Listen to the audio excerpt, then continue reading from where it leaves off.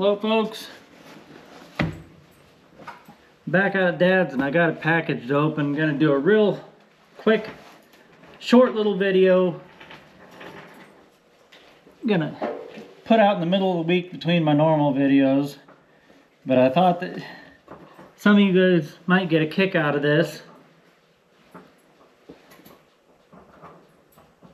I'll get my phone out so that I can we'll show you what this is, and then I'll tell you the trip that it took to get here.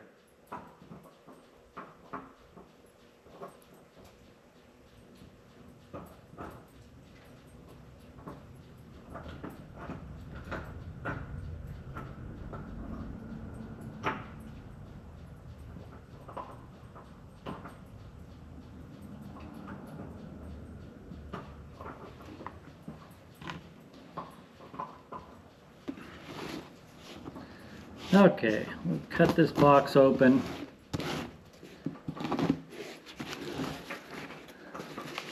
This package is a part that I ordered for the 1927 Dodge that I found on eBay. And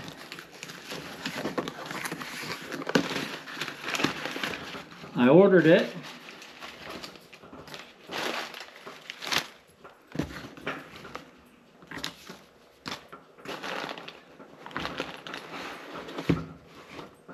Got it wrapped up pretty good, and that's a good thing. This is a speedometer that I hope will fit. I saw some pictures online of another 1927 Dodge Brothers, and ooh, I don't think it will. Daggum, I don't think that's going to fit at all. They didn't say what the measurements of this were on there. They just had pictures of it. And now that I got it out of the box, I do not think this is going to fit. We'll go up here and take a look real quick.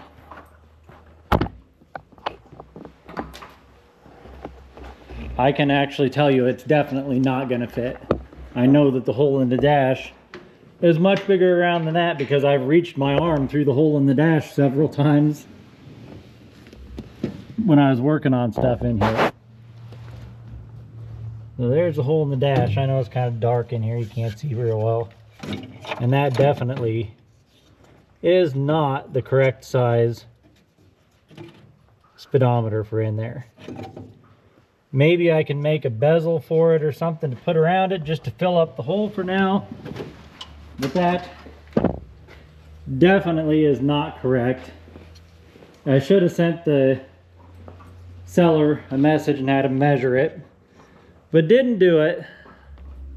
But maybe, like I said, I might be able to make a bezel to go around it and make it fill the hole in the dash so there's at least not a big hole right there.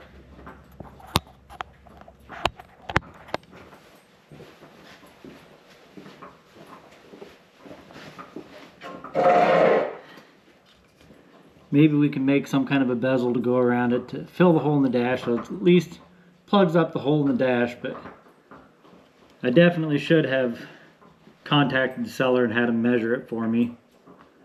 Oh well, but anyhow, I'm still going to tell the story of where this poor thing went to get here, because I bought it off of eBay and it was in Georgia.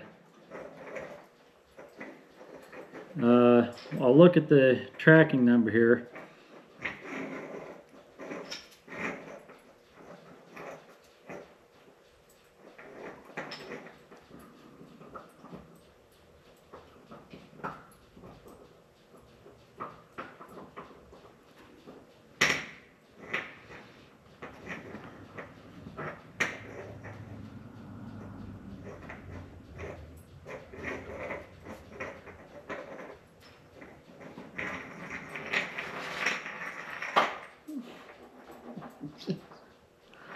There we go. It was in Palmetto, Georgia. I don't know exactly where that's at, but the state of Georgia, here in the United States, Palmetto, Georgia. November 13th. departed the USPS facility in Palmetto, Georgia, November 14th, which was Thursday, I believe.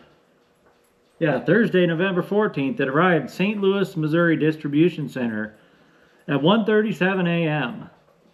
Then, according to the tracking, at 1:41 a.m. it arrived in Mid-New York Distribution Center. It says MID-NY Distribution Center at 1:41 a.m. So 4 minutes after it arrived in St. Louis, they claimed that it arrived in New York. At 7:54 that morning, it says departed USPS regional facility, St. Louis, Missouri Distribution Center. At 8:58, arrived at USPS regional facility, St. Louis, Missouri Distribution Center. So about an hour after it left, it showed back up there again. This stuff all happened in the morning time on Thursday, November 14th. Then November 15th, in transit to next facility.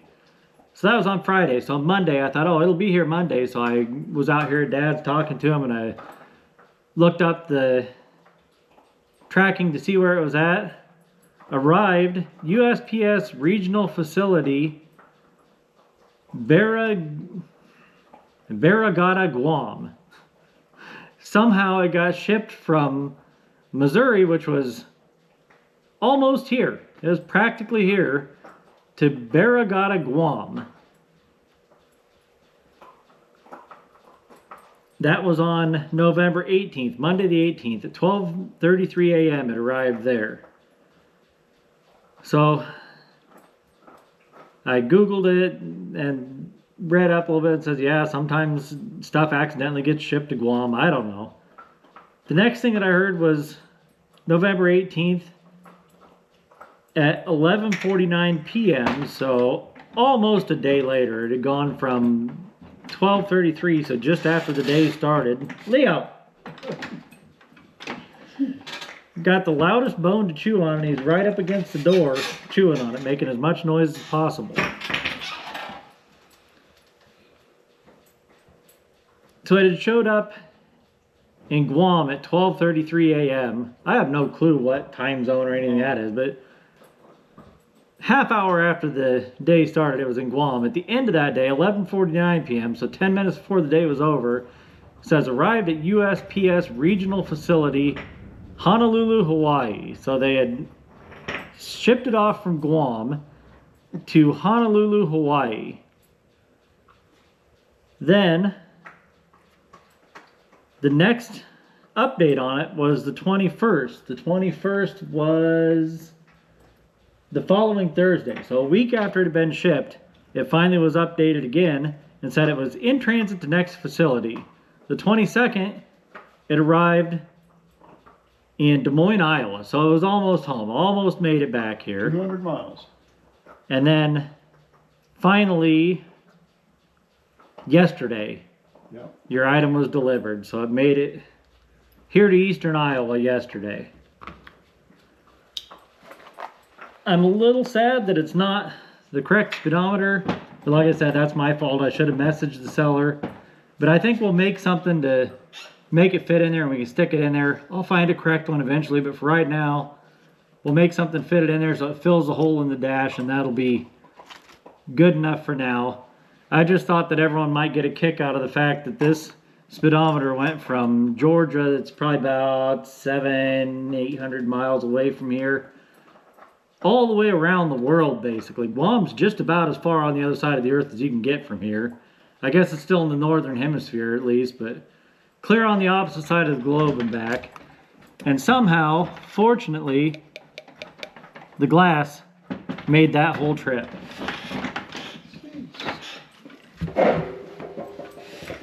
No.